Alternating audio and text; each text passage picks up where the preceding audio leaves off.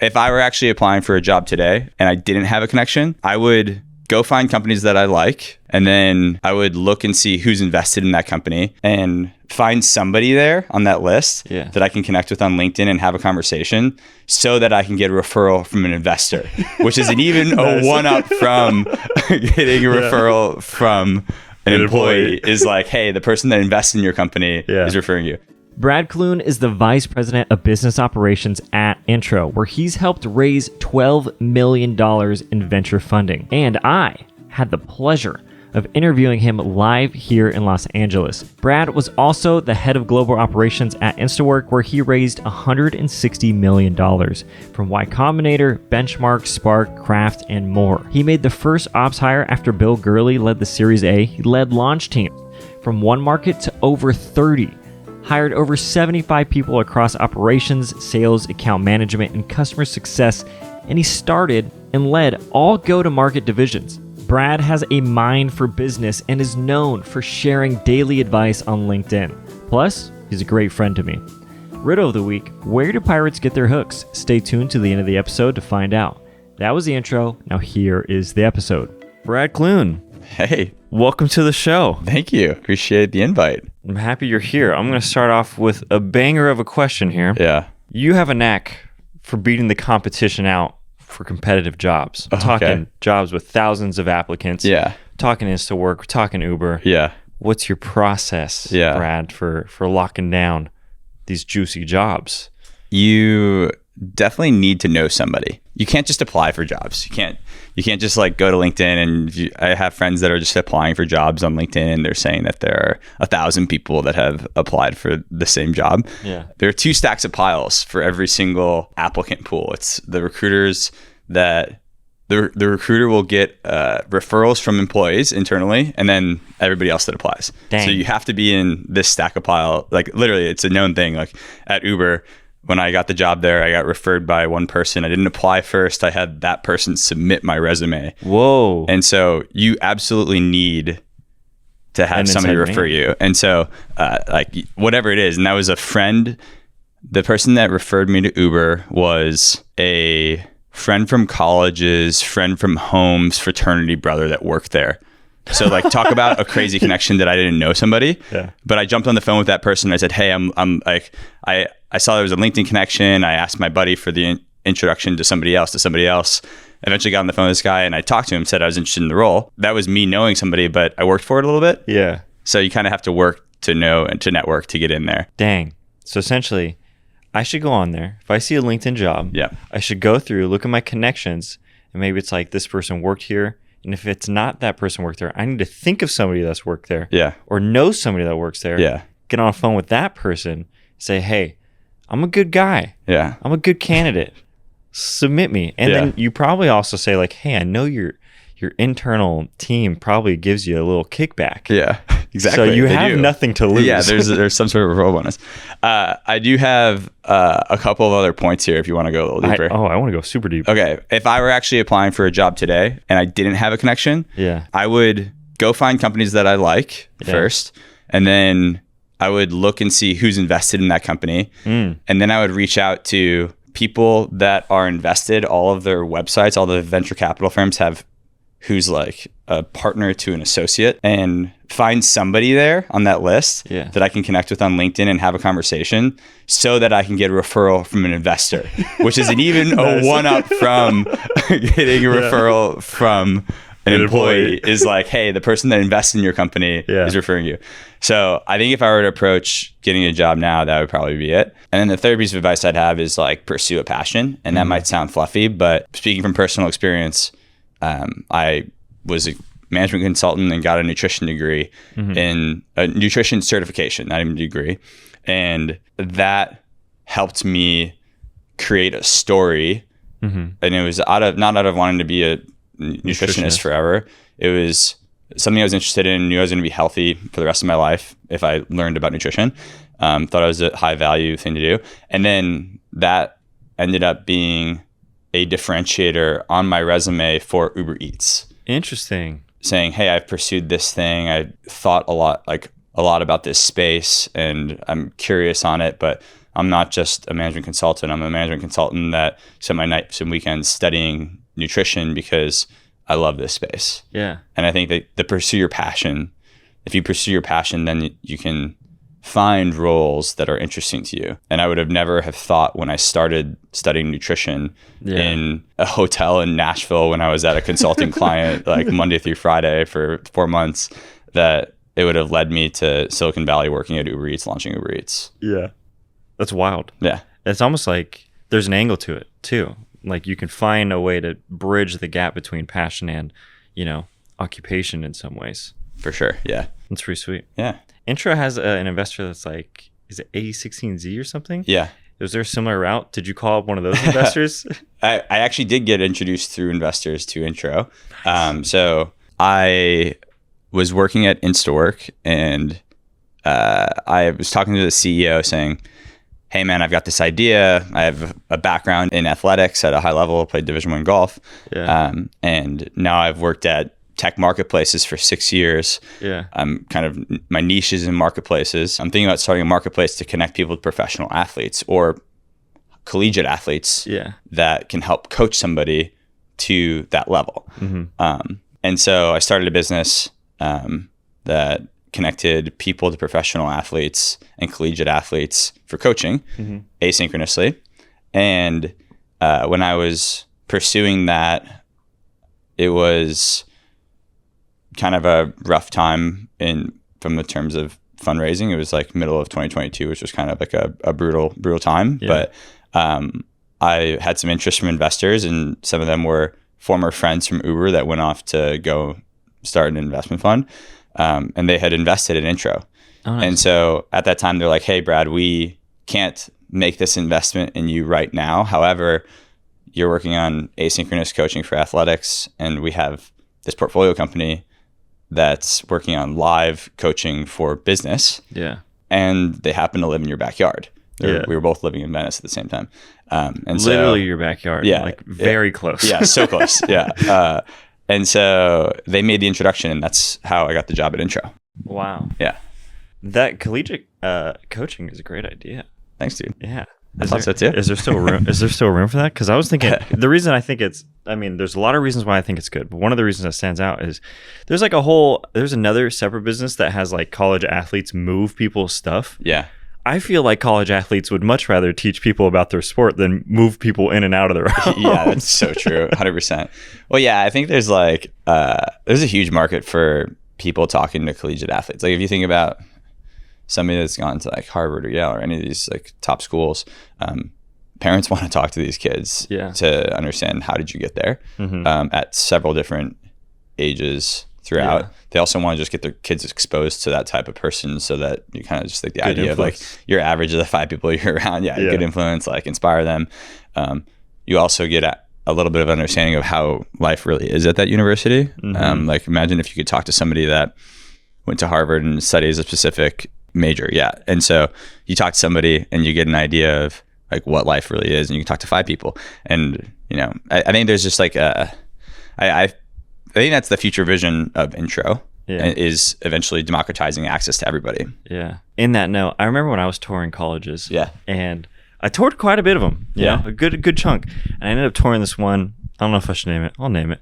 I ended up touring this one called La Sierra. It's in Riverside. Okay. And on the tour, I wanted to play baseball in college. Yeah. On the tour, one of the guys on the baseball team was like mouth, do not come here to me. And I was like, dude, I won't. All right, I'm not coming. Yeah. Like it seemed like it's from a sincere, genuine place. And I was like, I trust that for whatever reason. I'm out. Yeah. That's hilarious. I love that. So it's valuable. Yeah, it's good, valuable info. All right, let's talk about some InstaWork things. All right, let's go. InstaWork. Yeah. Head of global operations. Globe Ops. Globe Ops. As they say. Yeah. You joined as the first ops hire after Bill Gurley led the Series A. Yep. Started and led all go-to-market departments. Yeah. Crazy. Yeah. That's wild.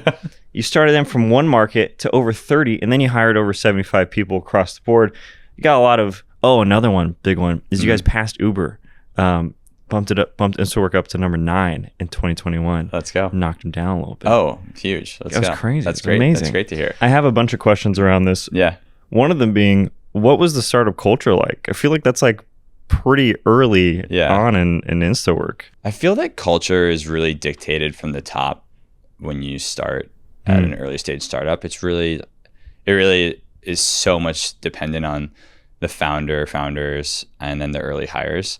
And so it's less about like what you try to make culture, but just like who those people culturally are. Interesting. Yeah. It's like when you just like go and hire some sort of a leader and you pull them into a team that's sub 10 people, like they have a dramatic impact on the culture of the team, just who they are and what they do. So I don't feel that we like handcrafted culture in any way other than just hiring for cultural fits. And I can talk about like what I think a great cultural fit is at an early stage tech startup. But yeah, I feel like it's just like, it was so driven by Samir Meghani, who was the CEO and co-founder, and then the other leaders there at the team. Yeah, I do want to talk about that because I've been stewing on this too. Yeah, it seems like at a certain point you're trying to build something. If you can validate somebody's like quality of work, you know, they got the work ethic, and they can make the thing your business needs, everything else becomes cultural. Yeah, like the whole next step is like, are they a good fit?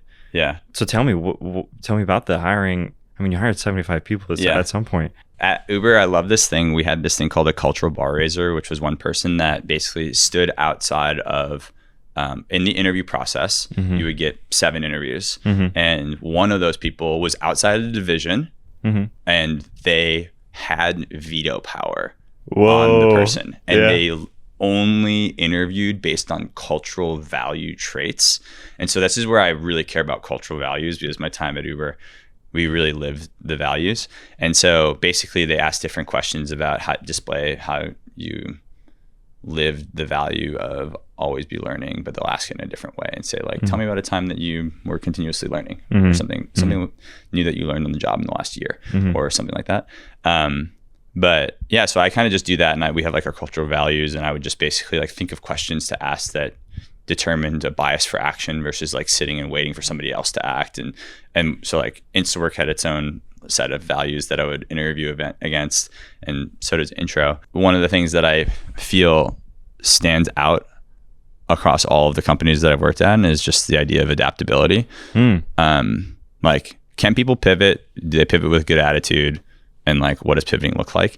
Because early stage tech startups is just full of pivoting and brutal. Yeah. My first 6 months at Intro, I felt like I was just not having, I remember having tons of meetings with the CEO saying like, dude, I feel like I'm nailing all of the inputs, but the outputs are just not lining up to what I thought they were supposed to be. Yeah. And so it's just like, we just kept on changing the inputs to try to drive the right outputs. And so I had tested maybe 10, 15 different things to try to drive more of the right outputs. And then it just took a positive attitude of, hey, like I keep showing up to work week in and week out and doing what I think is the best activity to drive what I want, but it's not doing it. And you have to stay positive about that. And so figuring out like, tell me about a time you pivoted in a project. Tell me about something that had a plot twist in your career or your life. And so, and you kind of have to vet and understand those stories and hear what they have to say. Yeah. Man, adaptability is pretty huge. I think that's like something too that has come up in my entrepreneurial journey, is realizing pivoting is a superpower in a way, because I think when I was first getting into it, I'm like, all right, leaders in entrepreneurship, they're decisive, they're decision makers, they're going to make a decision and that's going to be it. That's fine. But in reality, it's like every day I feel like you wake up and you're like, what is different? Why is it so different? Yeah, totally. Everything is changing so fast. So I think that's a really good note. And if anybody wants to hear more about that, you actually have a thread that says 12 things to fit in the startup culture. Yeah, and that's that's a really good one. Yeah, thanks, man. Appreciate it. It's fun stuff. It is fun stuff. Oh, I also just another plug. Please. Of the people that I hired at InstaWork, my best hires were all referrals. Let's go. To tie it back to referrals again. That's perfect. Yeah, like from my personal network, from other people's networks, referrals are, because you generally don't refer somebody. There's a lot of social capital in that, and like you have to do some preliminary level of vetting also. Like, had I talked to that guy that worked at Uber and I wasn't prepared for the call. I didn't do my homework and research. Right. He wouldn't have wanted to put my resume forward. So you kind of have to like, so I think like referrals are critical in that side of the house too. Yeah. Social capital is a very real thing. Yeah. I'm happy you brought that up. That is huge. You can waste it quickly or you can make the most of it totally quickly. Yeah. I want to ask you another question on hiring. I know we're going deep on hiring. Let's go. We're finding our little nook in there. Yeah, come on. Hiring all these folks in a startup capacity, there seems like the balance of speed and also the balance of quality and culture, like you're saying. Mm-hmm. How do you balance some of that? Because startups, what I am continuing to learn is like there's always like an urgent need, it feels like. Yeah. I just need this person to come in and do these things. Yeah. So how do you balance those two, especially if there's 7 interviews? Hot dog. Yeah. I mean, maybe that was when it was established. I don't think you need to do 7, but it was a bigger company at that moment.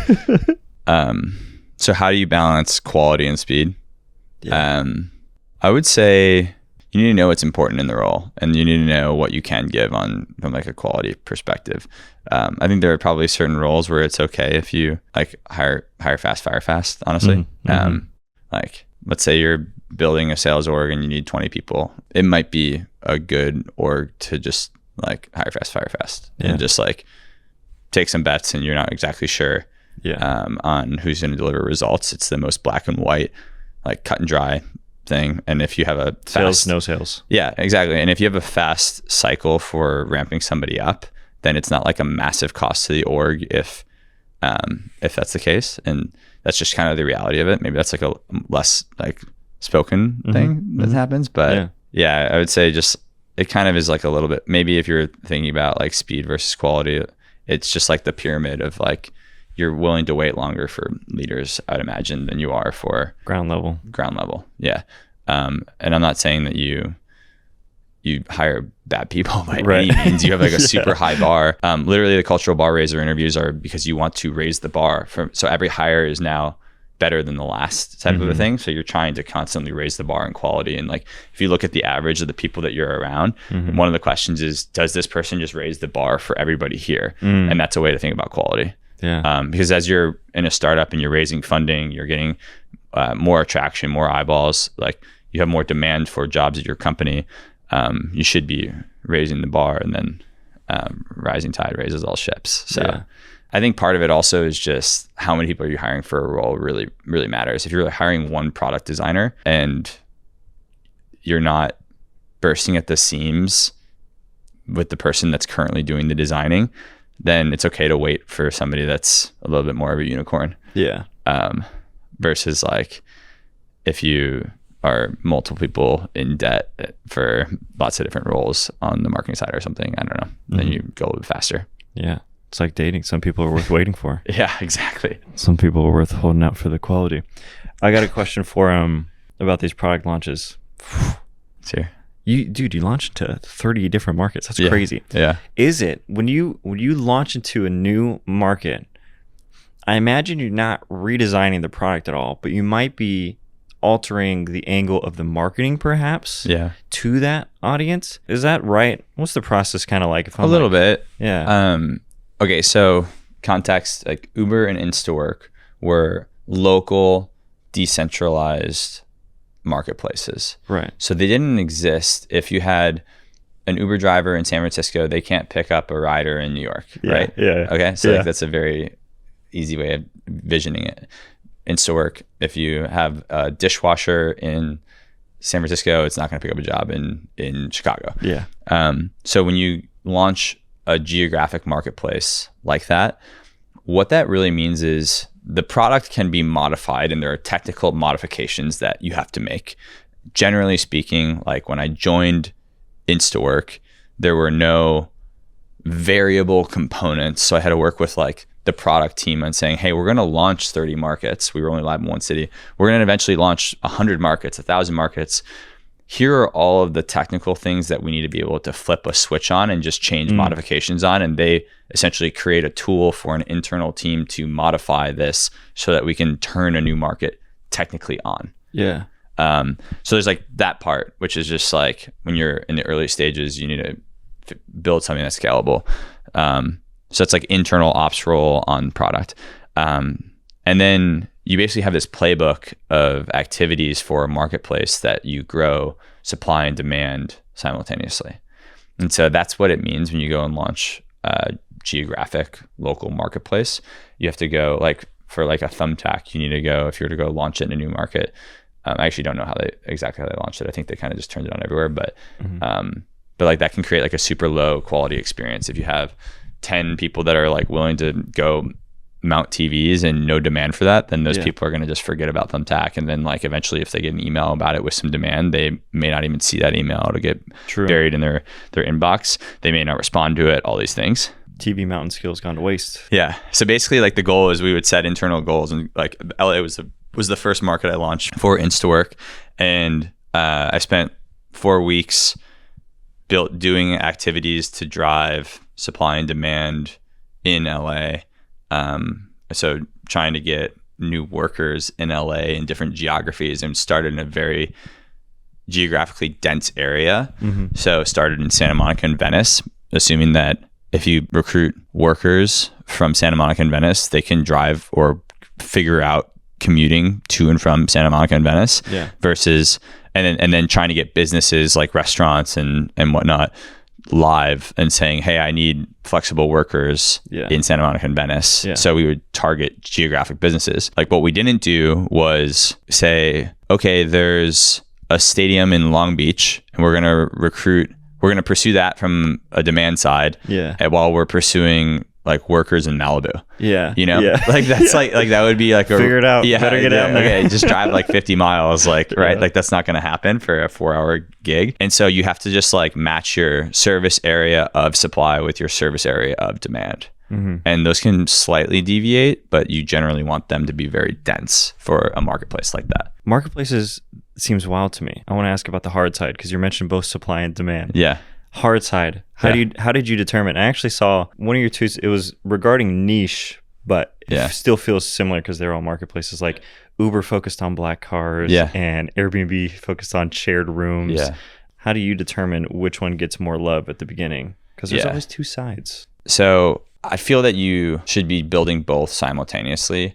And then you establish some launch date where you say, hey, we're going to go live, everybody like turn it on, and you have like this big event. And that's generally what we did for Instawork. So we would spend like 6 weeks or something building both. And then like when they're both at the appropriate level, we're like, we think this is healthy. We can turn this on and like go for it. I mean, it's really hard. Like, do you chicken or the egg? This is the classic marketplace question. And so I feel like demand's harder to get. And I used to think supply was harder to get. Like, oh, we need to make sure that we have enough servers and dishwashers and different professionals to work different jobs.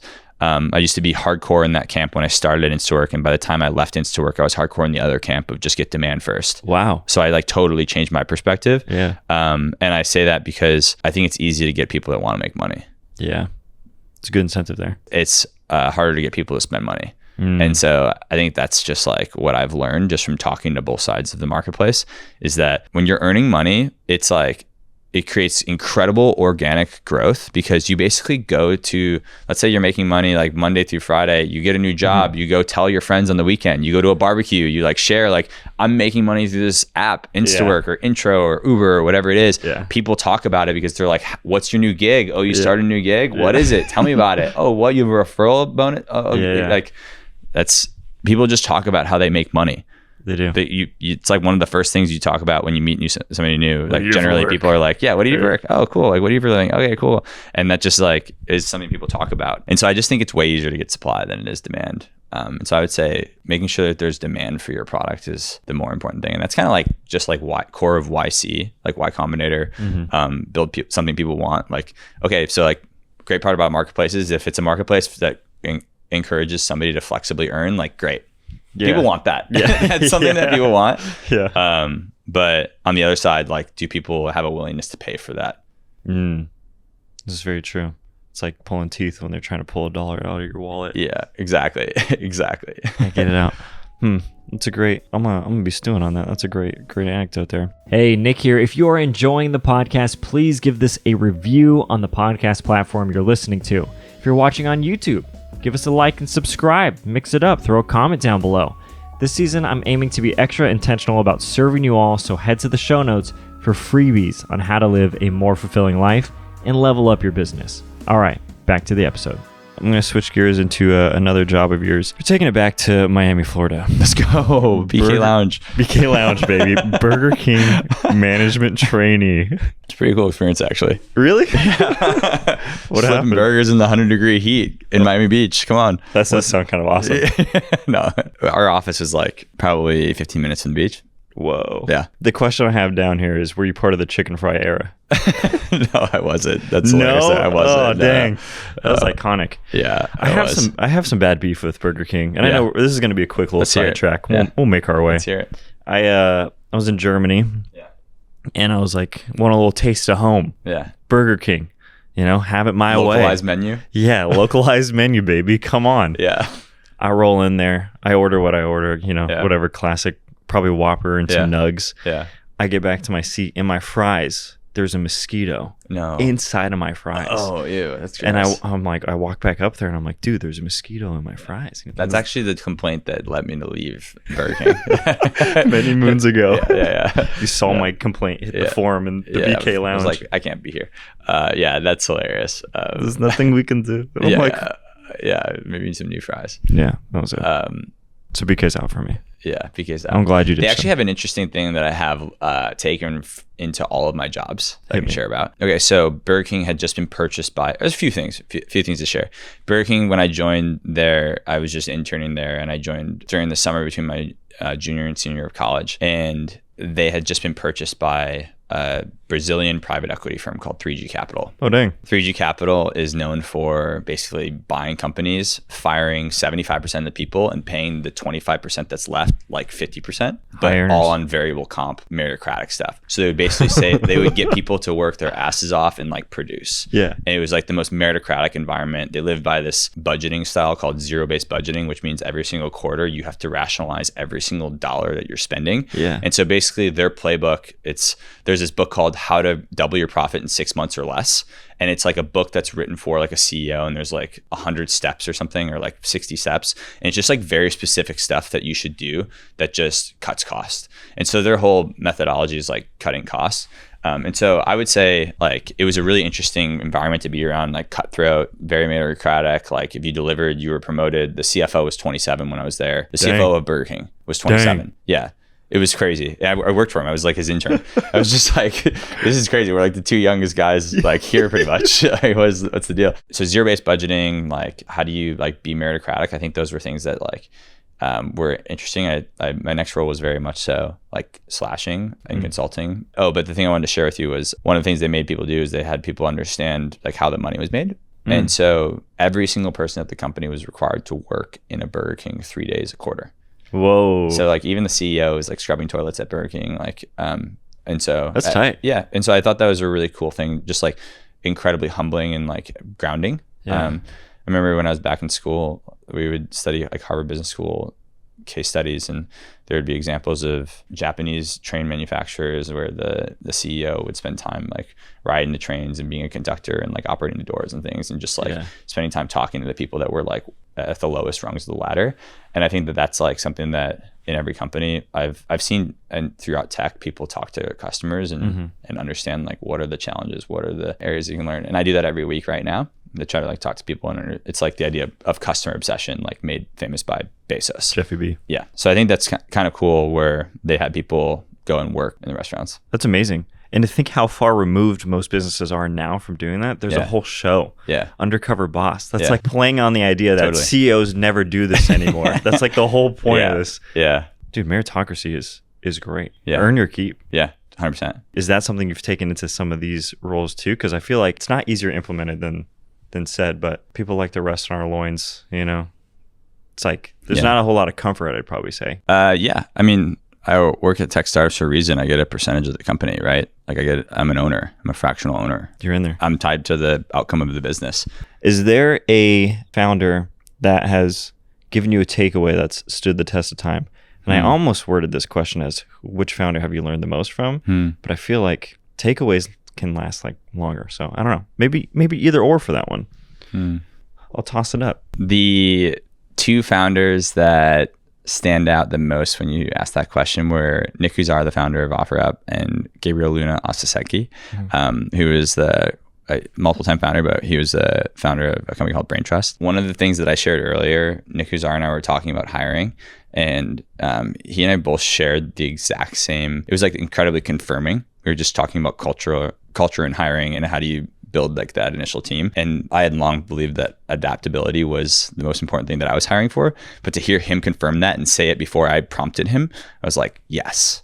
Like I feel very affirmed in my beliefs on hiring and the cultural fits that are required for hiring, and being adaptable being critical. The second one, when I talked to Gabe, Brain Trust is a freelancer marketplace for engineers. So if you think about what my world has been, it's been like a lot of like freelancer marketplace, like gig work, but like never engineers, but like touching all these different places. So he built a company that I can just deeply relate to.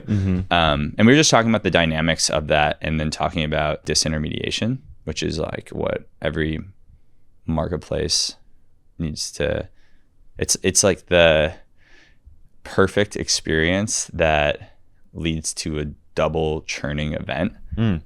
So let's say that you connect two people for some reason and they have a great experience. Think of like their marketplaces for connecting people to like house cleaners. Yeah. You send a house cleaner to your house, and then somebody to clean your house, and then you have a great experience, and they're like, let's just cut out this tech company. Yeah. Because you're great, and I'll just send you a Venmo. It happens all the time. Yeah, exactly. And so we just had like a conversation about that, and I felt that some of the takeaways, maybe I won't share them right now because we're applying them at intro, and it's like I feel like it's a competitive differentiator on how to not get disintermediated.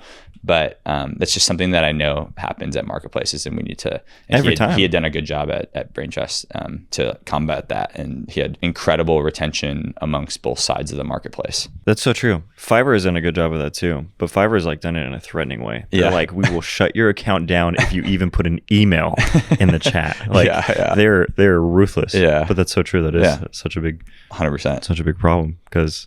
Why wouldn't you? Yeah. There's 20% fees on everything. Exactly. Like, I want to steal this great person. How do you, exactly. But if the company does the work to get you that demand or like make that connection, it's only right. Yeah. Talking more about founders. There's another founder I want to talk to you about. Maybe not founder, expert. I don't know if maybe he's a founder. Todd Herman. Oh, he's great. Our boy. I love Todd Herman. Yeah. Yeah. I want to hear about your conversation with him, and then I have some follow-ups, but he's the ulterior ego. Yeah. He's the guy. The alter ego effect. Ego. Yeah. He's amazing. Todd is a performance coach. He's coached insane athletes, like such good athletes, like Kobe, Ronaldo, Cristiano Ronaldo. Yeah. Rafa Nadal. He's like legit, like all these goats. Yeah. And he basically creates alter egos with them, helps them build alter egos. And so he shared this story about Kobe, which really brings it to light, which is the black mamba was a caged animal that lived on the court and it was like where he would convene with the mamba. And so basically like the black mamba was only living on the court though. So it was just like and then Todd had referenced that Kobe had some like other alter egos for his family life and things like that, so he can be the best dad and whatnot. But those are more personal, and he never shared that. But the idea is just like, how do you step into something, and how do you step into like the best version of yourself? And so Todd shared that he had multiple alter egos, and for me it was like, how do I step into my role here as a VP at a early stage tech startup that's doing well, and how do I also step into other areas of my life with confidence and without imposter syndrome in different ways. And what are the characteristics that you want to embody? And it's okay for you to step into this persona. Yeah. It's almost like a permission to perform at a high level. Seems like 100%. Like permission to get rid of all of those things that are like trying to pull you down and be like, nah, you really aren't that person. Right. Even if you do believe you are. Yeah. There's like that. It's like getting rid of that little doubt in the back of your head. Yeah. It's so good. Did you create one? I have some characteristics of an alter ego that I step into every now and then. Nice. Yeah. All right. Yeah. I'll leave it at that. Yeah. Another reason that I brought him up was because I wanted to talk about founders in general and their like mindsets and their beliefs, because I do think that's It's such a big part of like being a founder. Like I've seen, this is like a core trait that I've seen is like an unwavering belief in their thing, like their ability to dream, like that this thing is possible, and willing to be like naysayers or even self-doubt. I'm going to push that aside because I believe this thing is going to happen. Yeah. And the other one is like, they also have some sense of, you know, believing that they can pull it off. So like believing in the idea and believing that they can pull it off. What have you seen with founders? Have you seen that to be a consistent mindset? Because when you talk to founders and you talk to people who aren't in the entrepreneurial space, it seems like there's a difference in like mindset and belief systems in general. Yeah. Would you say that's a commonality?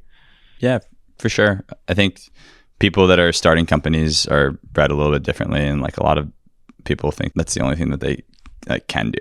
They can't have any other role, and they like just can only like disrupt, I guess. But yeah, I think there's like a super high level of confidence in themselves, and like a belief that they're on the planet for a reason, and it's to fulfill that mission, whatever that company mission is. So yeah, I think like it's pretty incredible to see willpower, ownership, just like adulting with being a founder, right? Yeah. You mentioned another really good thing there that I'm curious about. I think my perspective on this has changed a little bit. Do you think anybody can run and start a business? Like I'm talking, this is almost where I put these two, that's how I categorize them in my noggin. Almost like a natural entrepreneur and then maybe like an unnatural entrepreneur. Because a lot of times when I speak to entrepreneurs, they're like, I was selling lemonade on the corner when I was 3 years old. Yeah. My secret was 1,000 things of sugar. You know, it's like they all have their story of starting super early. Yeah. Do you think anybody can grow and found a business? Oh yeah, totally. 100%. I love Y Combinator stuff, and they talk a lot about just being an expert in something and pursuing it for years. And they have a million examples of people that just like pursued some industry where they're pursuing an engineering path at some large defense company, and they figured out this niche, and they're like, wait, should I like start a company in this space? Am I founder material? And they're like the perfect founder material because they're kind of put on the planet for that role, and they have the expertise. So I for sure think that it's something that can be learned. And it starts with becoming a master at the craft, it seems. I mean, mastery of craft is critical. So I think that's important. Yeah. Just doing something for decades, you just separate yourself from the pack with time. Yeah. And the effort. Yeah. I do think, I think some of the things come more naturally to people, but I think it can be combated with what you're saying, like being an expert in your field. I have a few family members. We'll take it to the family. Yeah. I have family members that are just like, I never want to have a business or work in business. I don't have a business mindset. Yeah. I just want to work a job or work for someone. Yeah. And I think there's some of those things are different. And I also think there's like, I think there is something that is tapped into in regards to the big belief system. I think sometimes maybe we need the alter ego to allow us to dream bigger, but sometimes they're like, this is easier. And I know it's easier. And I think it's talking risk, it's talking belief, it's talking all of those core things that make successful entrepreneurs successful. Yeah. So 100%. Yeah. Fully agree. All right. Here's another thing that I've been seeing. Let's hear it. I'm just scratching my own itch here. Yeah, you're just I'm just going off the noggin here. I have also beginning to like see as I get older a difference in success and fulfillment. Not to say I haven't seen it earlier, but I'm seeing it in different ways now. Yeah. In terms of out of the founders you speak to, how many would you say are successful and how many would you say are fulfilled?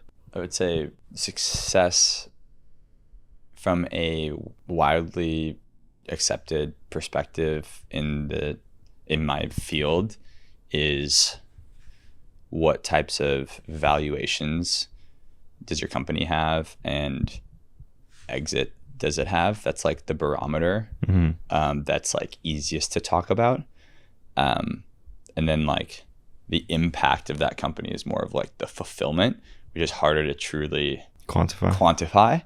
And so like, let's say on Intro, there are 15 people that have exited their company for over $1 billion.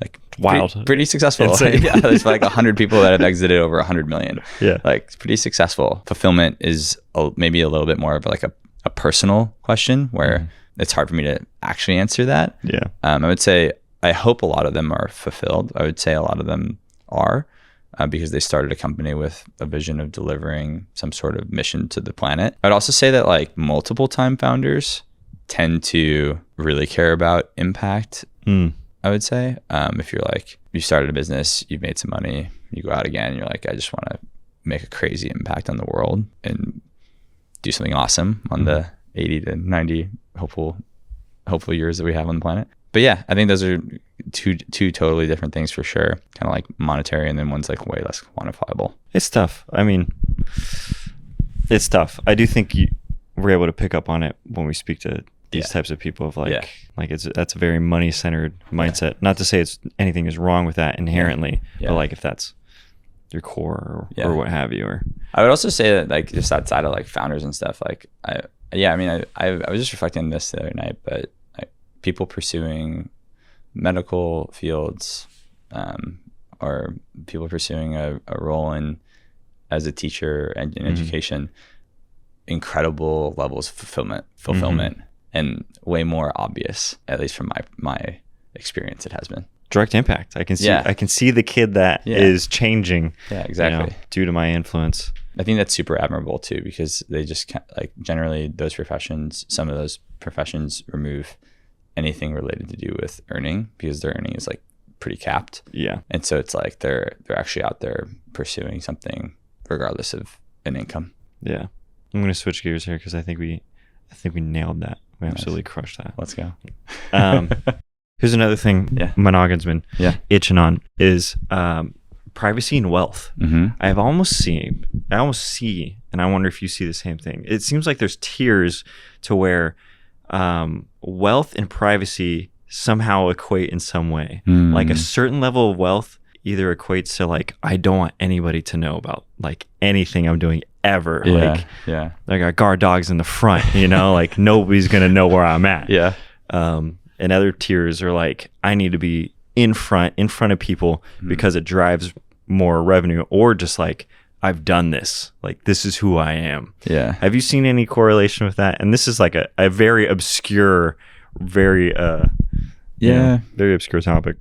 It's interesting because I don't know, I've like anecdotally heard about mega influencers that go on dates that they're mega wealthy and they have a high net worth, and then they have a lot of influence through their social channels, but then they like will go on a date, and then the date is provided like basically like a script or like an agenda of what they discussed beforehand. That's wild. So it's like somebody that has like high wealth, high influence.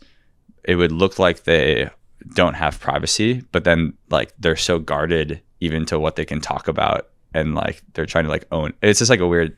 Maybe that's like that's perfect. Not normal, but I mean, you have people like Elon or Zuck that like it's crazy amount of wealth, very much so in the public eye, but like risks to their life for being too public. And potentially even risks to humanity in some instances. But there are a lot of people that just like love fame too. And so they might have wealth, but then like getting like fame and being known and being like encouraged and cheered is pretty interesting. I remember Chamath from the All In podcast mentioned that he was like walking in Italy and somebody stopped him and like said hello, and then he talked about it in the All In podcast. The next time he's like, if this podcast fails, I'm gonna be so sad that because I love being famous. And he was just like so honest about it. It's like hilarious. But yeah, I don't know. I kind of just see a mix. It's like personal preference. Some people just really like being in the spotlight, and some people want to be in the spotlight to not want to be in the spotlight, but people just want to share and like help improve stuff, and then they get spotlight because of that. And then there's some people that just don't want to be in the public eye, and like can't live a normal life, which is really sad because of they've done something well. I think the founder, I think he's the CEO. I'm actually not sure. The founder of NVIDIA, he's a lot of recorded. There's this clip that's gone around of him talking about how if he were to redo his life, he wouldn't do it again. Wow. Yeah, and it's because of the tension that's just been on his life and the amount of stress and things. Just like somebody that's had crazy success, and he just was so honest of like, I wouldn't do this. And even like Elon said stuff like, I wouldn't recommend this for everybody. He like works too hard. This is a different story, but But yeah, I think it's tough to live a normal life. It's tough to like go to the grocery store and be normal. Yeah. Some people love it. Some people don't. I think that would be tough. Yeah. I think that'd be super hard. Yeah, I have one person in my network that is extremely wealthy, and nobody knows who he is, and it surprises me. That's cool. It is cool. Yeah. But it's extremely by intention. Yeah, that's amazing. So I wonder also if there's also something to do with people who are extremely wealthy and extremely private, if they find more freedom in what they're able to do because of the privacy. Probably. I mean, obviously you can make more mistakes, but yeah, it's probably great. It's also just like being humble. I think it's like, it's a big thing too. Yeah, I think it speaks a lot to their humility. Yeah. And not being like, oh, look at me, like, you know, I've crushed it. It is a delicate balance, because I also believe people that are willing to share and help is so valuable and it's so important. Yeah. So I don't know. That's tough game to play. All I know is I went to China once, and I had blonde hair, and nobody else had blonde hair, and people ran up to me and touched my hair, and I was like, this is pretty cool. So if you want to be famous, I need to dye my hair blonde, and I need to go to China. That's pretty much it. Yeah, that's hilarious. People were taking pictures with me. Yeah, that's so just funny. because of the color of my hair. Oh my gosh, that's great. It was awesome. Yeah, nice. I ate it up. I ate it up because it was undeserved. I think if I had done something good and I was there and they knew about it, maybe my experience would have been different. Oh, that's so funny. Yeah. Where were you in China? I was in Tianjin, which is probably 2.5 hours or 4 hours from Beijing. I was gonna say, I feel like if you were to go to a major metropolitan area, that wouldn't be the case. But that's pretty cool. If it was like countryside. Pretty much. Yeah. That's sick. It was hilarious. Yeah. And it was like, what are they going to do with those photos? Who are they going to show it to? Yeah, totally. We'll go back eventually. Yeah. I'll go back. Yeah. Have a different experience. Yeah. Be a different person. Yeah. Brad, let's talk about your OKRs. OKRs. Let's go. Let's go. Love goals. This is something that people enjoyed listening to was, I've talked about having a habit tracker, but I feel like your OKR system blows it out of the water. Okay. Yeah. I think it just tears it up. I can't take credit for it, but I'll talk about it. You're gonna right now. This is Brad's band. Yeah. Talk me through how I can set up OKRs in my personal life so I can become a person I want, achieve those goals. Totally. How you're doing it, yada yada. Quick history lesson on OKRs. Yeah. OKRs were invented by Andy Grove, who is potentially known as like the best manager of all time, like people manager of all time. He was like the CEO of Intel, and he implemented them. And then I think it was John Doerr who created something called like Measure What Matters, which is an organization that helps organizations with setting goals, and OKR specifically. John Doerr is like an early investor in Google and a lot of other places. And so John Doerr like implemented them with the founders of Google in the early days, type of thing. And so OKRs are like super well known and used in companies in Silicon Valley, and it stands for objectives and key results. Objectives are the qualitative, like what do you want to accomplish, and the key results are how do you want to accomplish those in a quantitative form. So let's say an objective is supposed to be aspirational, like something that excites you, like gets you pumped. Yeah. And it's like, if I were to make the turn this year and said, like, I'm a little bit like out of shape, like I want to get in better shape. Getting in better shape is not very aspirational or exciting. Like writing something like absolutely ripped and shredded. I want to become like Brad Pitt Fight Club. Yeah, exactly. Like, achieving the best physical fitness of my entire life and setting myself up for a healthy, long life. Yeah. Something like that could be like a fire me up. What do you want to achieve? And it's like, how do you achieve it? And so you break that down into the number of workout. You have to like know what type of fitness do you want. So maybe you have to go talk to trainers and spend time with trainers. And so maybe you have to save a certain amount of money so that you can go spend money on trainers, or save a certain amount of money so you can go buy a gym membership type of a thing. And so like that's part of it. And so you have to say like, I want to save like $2,000 so I can invest it into my health. So that might be like a specific key result. Then it might be, I'm going to work out a minimum of 3 days a week, and then you sum the total amount of those for a year, and then you keep a tracker. And then you can break those out into further things. But you want to pick like 2 to 5 key results. So the how is the quantitative. And so whatever your goals are, like your objectives, you have key results, and you kind of six-pack funnel. Yeah. 11% body fat. Veiny bicep. But like 11% body fat like could be a good type of goal to have but it has to be coupled with something, because that's such like an output, and I think you need to have like an input KR too. So like an input KR is like the number of times that I'm doing cardio to hit that goal. Because like cardio like may burn fat, and it's like maybe even like a certain level of like heart rate cardio type of thing for like maximum fat burning. And then like you might have to do something that's if losing fat is actually what you want to do, then you might also have to change your diet type of thing too, and the number of salads that you eat for lunch every single week versus like eating something else, type of thing, or cutting fast food out, only having fast food on Saturdays or something if you're eating a lot of fast food. Man. So that's a little bit of a primer on OKRs, I guess. That's a great primer. Yeah. And then do you look at it daily? Do you Excel spreadsheet this? Where do you store all this information? Excel spreadsheet. I kind of have daily, weekly, and monthly cadences for tracking things. Okay. And it depends on what it is. So if your goal is to work out 6 days a week, I think that you should be tracking that on a daily basis, because you kind of just lose track. Yeah. For me, like I have a goal of posting on social on LinkedIn 5 times a week right now. So I'm tracking that daily, and I just have a tracker that I'm making sure that I'm going on. And so that's kind of the gist of it. Beautiful segue into LinkedIn. Let's go. LinkedIn. LinkedIn, baby. Yeah. You're growing it. Let's go. Yeah, it's been fun.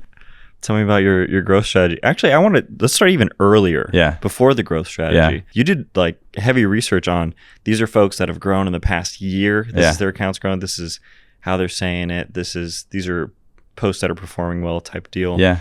Now tell me some of that, and then tell me some of the growth strategy you got going on. It's a good example to talk about. If you talk about like from a key result perspective on that, like I have input and output key results. Like I want to post 5 days a week, and at the end of the year I want to have over 100,000 followers on LinkedIn. Yeah. And so like that's 100,000 followers is like really crazy. It's like a big number, but like the 5 days a week is something that like every single week I can hold myself accountable to. Yeah. And in the first month I went from 3,000 to almost 7,500. Yeah. You're at 8,000 out. Yeah. It's crazy. Let's go. It's crazy. Yeah. So it's exciting. I think like it's like, what do you want to communicate and like what type of value you want to deliver? Mine happens to be very work related. So like I want to be delivering like expert advice. So I was looking at people that are generally posting advice from experts in different ways, and I just looked at like 30 to 90 days of posts for them and put them in a spreadsheet and studied them and saw like, does it work well if they have a video, an illustration, a graphic, like what types of posts perform well, and then how often are they doing what, and I tracked like their engagement on those different things, and I was just trying to study to learn like what's a little bit of the science behind this.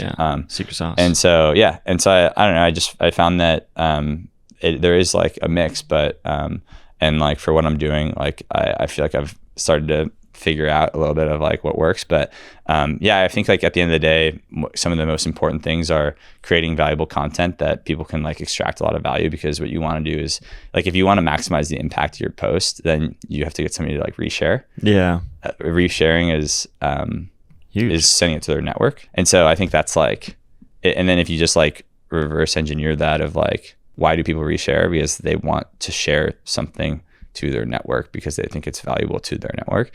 And then you have to think about your niche and things like that. And I think it's like not great to like just optimize for like number of reshares, but and like engagement, but to create content and things that you like think is really amazing. And so I think it's like half the battle is creating great content, and the other half is getting distribution. And I've created like some little distribution pods where I text people to help get some early engagement, which is which you know about.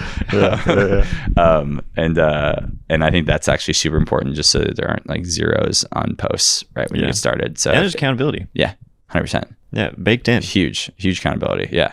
How do you quantify the word valuable? Yeah. We love to say it. Yeah. I love to say it. I want to provide value. Yeah. When I see a post, I'm like, that's valuable, and my eye can say that's valuable. Yeah. But how do I describe that if I'm trying to make great content? Yeah. How do I do that? Or maybe I think it's actually similar to like starting a company, like build something people want, like start with a niche of people. And Bill Gurley has talked about this. Like if you build something for a group of 2,000 people that absolutely love your product, you'll figure out how to build something for like 20,000 people that love your product. Yeah. So like start with a small niche community, and you, whoever your like community is, you can think about like what type of people they are. So if you want to target founders, like are they specific types of founders? Are they direct to consumer product founders? Are they tech founders? Are they like, and you can even think further and like niche into that. And like the number of like tech founders is like very small, but then you think about like the people that are aspirational tech founders or like leaders at tech companies. And then like it's if you can create value for that, like one person, there's a trickle down effect of value for other folks. Yeah. That's a great point. Something that I do with people that want to start a podcast is I'll have them create their listener persona, like choose an image on Google Images, have the face, have the job, have their pain points and all that stuff, and make something for that one person because other people relate to them. That's cool. Yeah. So I think like, that makes a lot of sense. That if you can provide value to one or a small group, that will expand. Totally. It has to. Where else is it going to go? Yeah. That's great. And if you think, I mean, you can literally just start by like value for one person, which is the cool part. Like if I were writing a post for you specifically, and like, if I was writing a post about, if I wanted to write a post, create an audience based on career advice, like I've given career advice to friends before, and I would just write a post as if I was giving them career advice. And like, I've literally made plans for people before on like how to get a new job. And like, if that's what I wanted, like I would basically like act like that person is my audience, and I'd publish it out for people. I actually had a cool story about this. When I was at Instawork, when I first started, the original COO at Yelp, his name is Jeff Donaker. He was an advisor to Instawork, and then he later joined as a board member. He was like my mentor while I was at Instawork. It was really sick. And like and it started out of, hey, we were live in San Francisco. I was talking to the CEO, and we were like, we want to go to a new city. We want to eventually go raise a Series B. We need to prove that we can launch this business in another city so that we can go then. If we can do that, then we can say, this multiplied by 10, then we're going to grow a bigger business and multiply, more. And so he connected me with Jeff Donaker, and I'll never forget the call that I had with him. It was like our first mentorship call. And I was like, what was your playbook for launching Yelp in a different city? Yeah. And he was like, Brad, it was actually really simple. We went to Chicago and I just got one person to write one review of a nightclub. Whoa. People don't really know that. Like now you think of Yelp, you're like restaurants and coffee shops and all these things, but it was a review system for nightclubs. No way. And like, and then he's like, and then the next week I got 2 people to write reviews, and then 4, and then 8. And he literally just was like, Brad, all I was doing was brick by brick by brick by brick by brick by brick. And he built this massive building, but it was brick by brick by brick, Yeah. And like, he's like, I started with 1, then I got 2, then I got 4, and it was just like, it kept on going down that line. And I was like, wow, like Yelp was started with just like one review in each city. That's how easy it was. It was hard, but it was like, that's how it was launched. And it was also niched. It was valuable for just people looking for nightclubs. Yeah. So that's the perfect example. Oh my gosh. Do you think the first one's the hardest in most cases? I don't know. Maybe. Every set stage of scale just proposes its own challenges. Yeah. Amen. Yeah. I got him. Here's another segue. Another segue for you. Yeah, let's hear it. Brad, you're great at a lot of things. Many things. Get out of here. Yeah, I'll give a list at the end of this here. But one of the things that you're exceptional at, one, great with people, and this bleeds into the skill that you have. You are tremendous at setting good, strong boundaries. Thanks. In such a great way. Where did you learn this skill? That's really nice of you to say. I don't even know what boundaries that I've set. Like, I'll give an example. Like, this is something I continue to try to emulate from you. Like, if you can't go somewhere, you just shoot a text that says, hey, I can't make it. Would love to meet another day. Oh, yeah. And it's so good and nice and pleasant. And I feel like I've done this, and I know other people do this. They're like, I can't make it because this thing's happening, and then I got to go, blah, blah, blah. And they it like makes it so convoluted, or they like give in and they do something they don't want to. Yada, yada, yada. Yeah. I don't know, man. It's actually, it's something I've given a lot of thought to. And I have talked about this with my team a lot for just focusing on the right things. one of our values at Intro is to keep it simple and execute. And so a lot of that is just like focusing on the right things and like executing on them. And I think about that in our life. Like if you have goals and like things don't fit in the parameters of your goals, like it's not, are your goals wrong or does that just not work? And you just have to say no to things. If you say yes to things, you're implicitly saying no to other things. And are those things you're saying no to implicitly things that you actually want to be doing? And so, and I think that's just through like trial and error, like having too many things on my plate, being overwhelmed, having to cut, thinking about the 80-20 rule. What are the like 20% of efforts that drive 80% of the results, cutting the rest of it, like ruthlessly focusing on that type of stuff, elimination of stuff. So yeah, I think, I appreciate the compliment. I just think I'm not afraid to say no to things. And if it's not going to fit necessarily like what I'm up to. And to be honest, I've even, as I gotten a little bit older, like I've just been okay saying no to things just because I need personal time. Yeah. Which is like been like one of the most valuable things, like saying no to something and just like not doing anything and being at home and just being able to read and spend time with my dog. Sounds great. Like I need that recharge. Time. I need that time. And it's to go in and it's so that I can be fully present and available for other stuff for sure. Yeah. I think that's tremendously valuable. And I also think there's an age where feelings aren't going to be hurt anymore. Yeah. Or at least the people you're hanging out with, feelings should not be hurt. Yeah. Yeah. Like if I say no to this thing, yeah, they're fine. Yeah. I had one example in that is I had two like really great friends' weddings that I ended up being on the same day. And both of them asked me to be groomsmen. Oh, man. And I said yes to one. And then the next one asked me and I was like, dude, I'm so sorry. I said yes to this other, I made the commitment to the other guy already. Like I can't be a groomsman. And I not only can I not be a groomsman, I can't go to your wedding. And he was like pretty sad. But then he came back to me a week later. He was like, it wasn't even a week later. I was like pretty amazed. I think he might have called me type of thing. He might have like texted me. He was like, hey man, we got to talk. And like, we like may have just talked it out on the phone. And I think he just said like, he was just like, yeah, it's okay. Like, don't worry about it, man. Like, I get it. Like weddings are hard and there's a lot of other conflicts happening too. And when he said that, I was like, oh, that's interesting. You said that. Like a lot of other people are having conflicts. And it was just like, yeah, like other things are going on. Like people understand. And if they don't understand, like, give them a year or two. Or like, was it worth it in the first place? Yeah, exactly. they'll learn that lesson sooner or later. Yeah. That's good. Those are good insights. I'm going to toss another good compliment your way. You're one of the kindest people I know.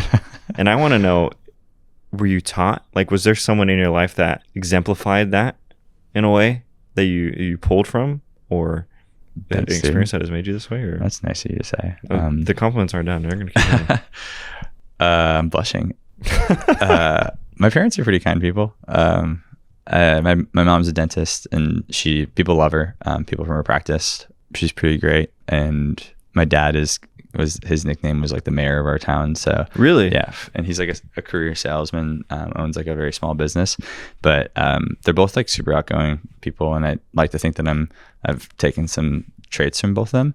I also shared this earlier, but I had a background in D1 golf. In that time that I was playing golf a lot as a kid, I was around a lot of older people. So like when I was like 10, 11, 12, I was around a lot of people that were 40, 50, 60. And my parents taught me to be polite to them. And I think that actually that has like kind of carried through my life, and where I've always felt like a little bit of an old soul, where I kind of am like a little bit more of like, like my age is way younger than like maybe like where how you feel, how I feel sometimes. Certainly how my body feels. But yeah, maybe some of that has something to do with it. I've also just been super lucky with all the friends that I've made. I think like so much of it is just like who you're around, and so many of my best friends that like I just purely like just good fortune. Like one of my best friends from grade school is still one of my best friends now. He's just like the kindest dude.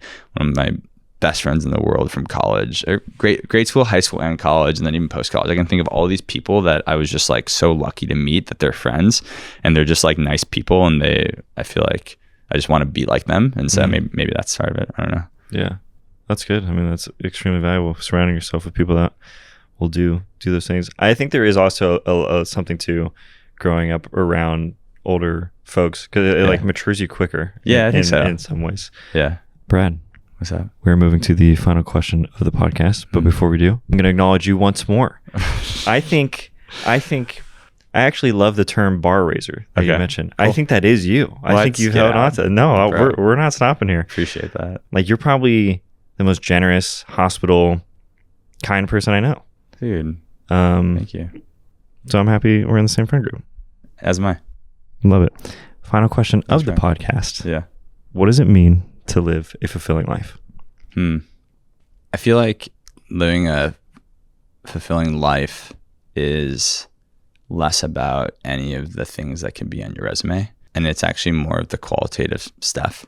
And there's no number behind how you can, there's no like key result. There's no like quantitative number for just like loving other people. And I think that's like a fulfilled life. I think like experiencing emotions and like loving other people means that you're like experiencing like highs and lows. And yeah, I mean, just like loving other people around you and not letting time pass too quickly, and making sure that you're not just like obsessed on things that are just made up markers from the world. I've actually had like pretty sadly 2 people pass away that I've worked with.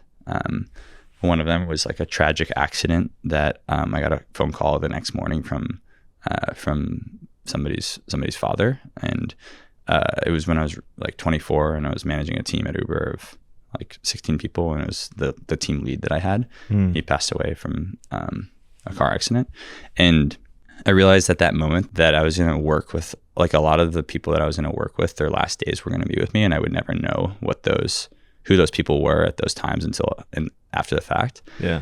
And so loving people in the office and just having fun with them and like doing good work, putting your best foot forward, but laughing a lot, having fun, enjoying time, getting to know them, super important.